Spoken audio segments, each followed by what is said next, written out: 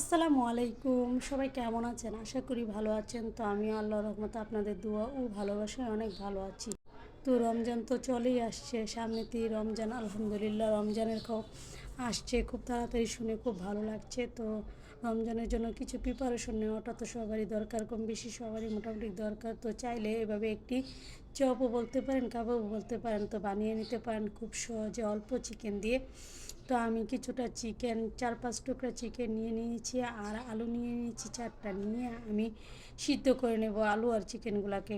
সিদ্ধ করে আলুটাকে আমি একটা গ্রেটারে গ্রেট করে নেব, আর চিকেনটাকে আমি হাতে ছিঁড়ে ছিঁড়ে একদম রেশা রেশা করে নেব। তো এটাকে রেশা কাবাব বলতে পারেন।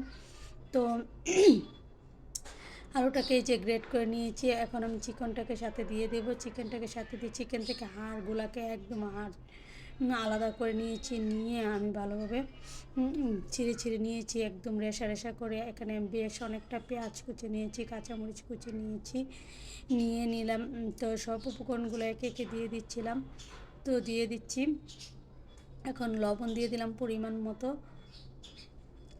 মরিচের গুঁড়া দিয়ে দিলাম আমি 1 চামচের মতো, তারপর জিরে গুঁড়া দিয়ে দিলাম, তারপর গরম মশলা গুঁড়ো দিয়ে দিব 1/2 চামচের মতো।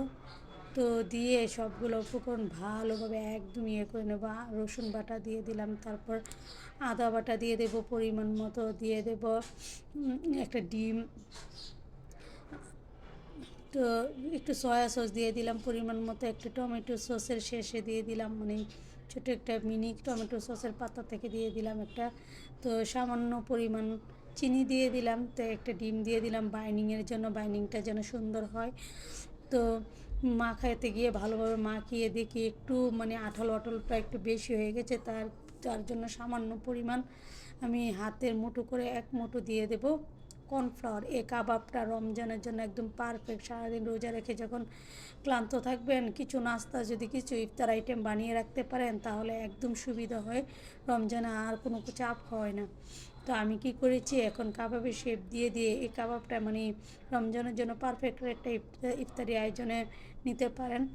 তো আমার ভাগ্য খারাপ কি, আমি কাবাবগুলো বানিয়ে তো কতগুলো আমি ফ্রোজেন করে রেখেছি। তো এই ভিডিওটি আমার স্কিপ হয়ে গেছে, কিভাবে জানি না। তো মোবাইলে মনে হয় মেমোরি ফুল হয়ে গেছিলো, আমার আর খেয়াল ছিল না।